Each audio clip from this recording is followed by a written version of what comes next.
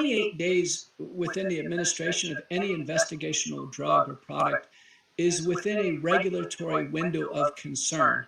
And as I've testified, I've chaired data safety and monitoring boards. I have tremendous experience in drug development. And I can tell you anything that occurs within 30 days of administration of an investigational product is of interest. And so in this table, 661 Maine CMS recipients have died within 28 days of receiving the vaccine. These are adverse events that are from Maine Medicare. So my read on this is these are Medicare recipients who are in the state of Maine, and it's listing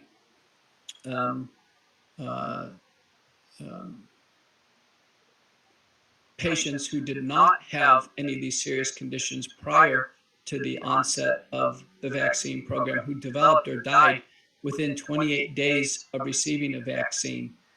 And then it lists in alphabetical order probably about 24 different safety events. I'm sorry, Doctor, I couldn't hear what you said. 24 what kind of events? Safety events. Thank you. So how does this data get reported through the Medicare and Medicaid system? My understanding that Medicare and Medicaid are a part of the Centers for Medicare and Medicaid Services, and they have data on hospitalizations. They also have data, codified data for non-hospitalized events. And there is a way of matching up when they had received the vaccine. And so a timestamp can be from when the vaccine was received, and one of these codes came in into the CMS system, basically codes for billing. Now, Dr. McCullough, you're not testifying that this data is conclusive that the COVID-19 vaccines have caused these adverse events. Is that correct? Correct. What are you testifying? I'm testifying that, in fact, these events occurred in a tight time frame after the vaccine. 28 days within the administration of any investigational drug or product is within a regulatory window of concern. And as I've testified, I've chaired data safety and monitoring boards. I have tremendous experience in drug development. And I can tell you anything that occurs within 30 days of administration of an investigational product is of interest. And so in this table, 661 Maine CMS recipients have died within 28 days of receiving the vaccine. 216 have had an embolism, an internal blood clot. These are significant events. 391 have suffered a heart attack. 260 have suffered a stroke. 201 have developed a low platelet count. These are well-known syndromes that can occur after the vaccine. In fact, there is a disease now called vaccine-induced thrombocytopenic purpura, which is serious. It's related to thrombosis, related to severe anemia, related to organ dysfunction like kidney failure. And this has occurred in 201 individuals in Maine, 28 days within the vaccine. This is not something that has any type of spontaneous occurrence at this level. One would look at 200 cases of something like this and be alarmed. Interestingly, there's also 31 cases of the myopericardis, and there are official FDA warnings for this complication after the vaccine. It fits within the time frame. Dr. McCullough, if I told you that as of today, Maine CDC reports that 1,070 Mainers have died of COVID-19, how would that impact your interpretation of this chart? Well, first off, those who died of COVID-19, some of them in Maine actually may have had the vaccine beforehand. And the CDC tells us that's certainly possible. People develop severe COVID-19 and die.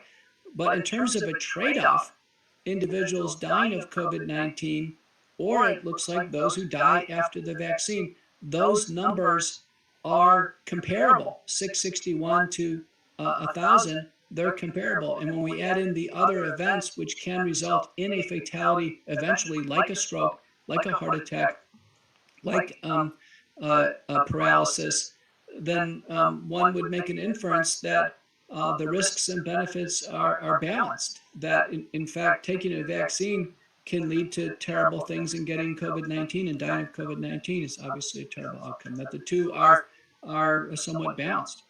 Your Honor, I have one last question. You mentioned risk-benefit analysis. What is overall risk-benefit analysis here with respect to these COVID-19 vaccines, and are there any studies out there that discuss that? There's two important studies, and the results were presented at the FDA September 17th meetings by two presenters, but they're in the peer-reviewed literature.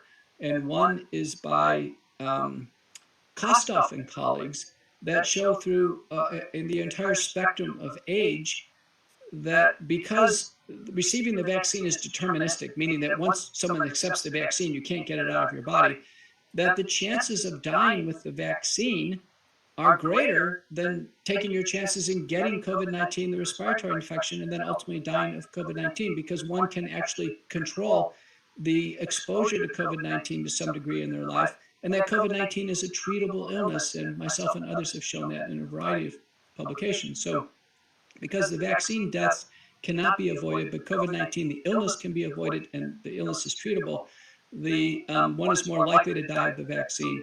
And then the other analysis is by Hogan colleagues regarding myocarditis.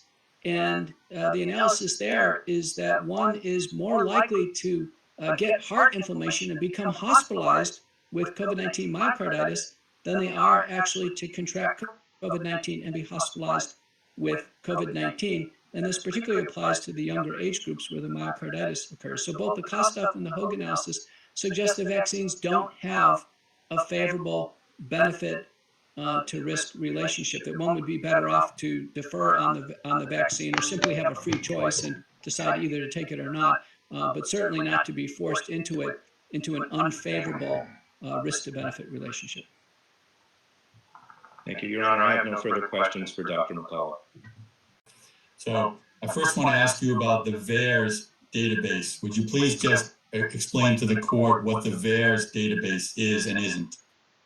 The VAERS database was established some decades ago to help physicians, public health experts, researchers, epidemiologists understand how vaccines and the potential side effects were playing out in the real world, if you will, in clinical practice. It was designed as an early warning system wherein individuals, any individual, could submit a report of an event that was thought to be related to the vaccination at any point after said vaccination.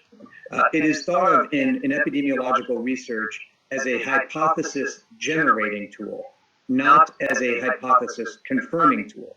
Indeed, in recent months, recent years, VAERS researchers at the US CDC study the data and the reports that are coming in, and if or when they see a concerning signal, use that as a basis to conduct deeper, more rigorous epidemiological studies to determine whether that signal is in fact concerning or whether that signal is a false association.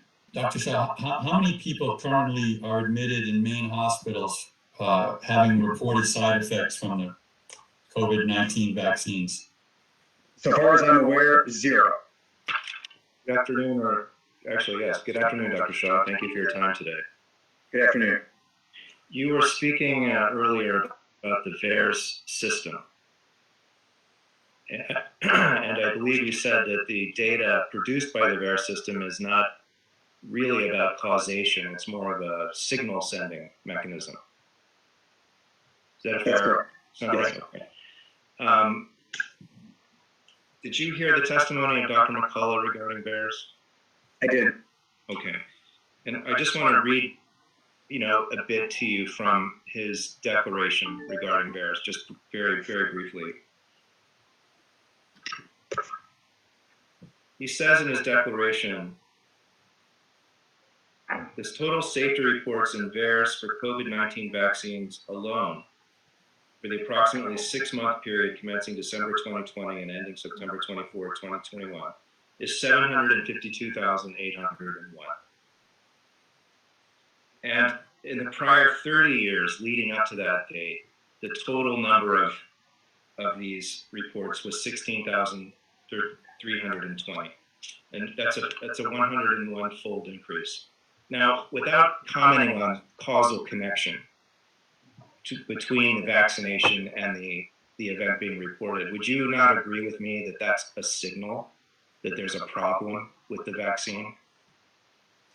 I would agree. I would not agree with what you said.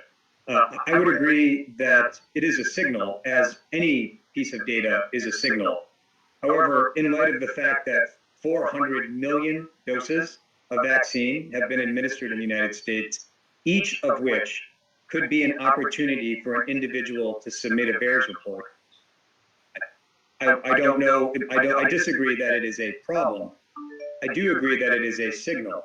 Again, every piece of data is a signal, but I do not agree that it is a problem in light of the fact that there have been 400 million doses that have been administered.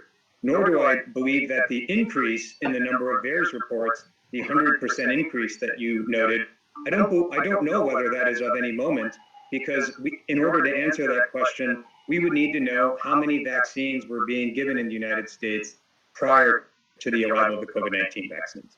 Are you aware of any other vaccine that has generated that number of precipitous reports in the VAERS system ever in our country's history? Well, let me be clear. I'm not aware of any other vaccine where we've had 400 million doses in 10 months. That's not the question I asked you. Could you restate your question? Are you aware of any other vaccine generating that same number and magnitude of adverse event reporting in the VAERS system? I do not know. I'm not aware, but I would want to know what the number of administered doses is. Is it true to say that there have been fully licensed and approved FDA products that have been yanked from the market after as few as 5 unexplained deaths? Is that true or false? I have no basis to know whether it's true or false. Now, you said that the VAERS system was meant to send a signal, and you've agreed with me that it is sending a signal, but you're not sure it's a problem. Isn't it your responsibility as a public health official to find out whether it's a problem?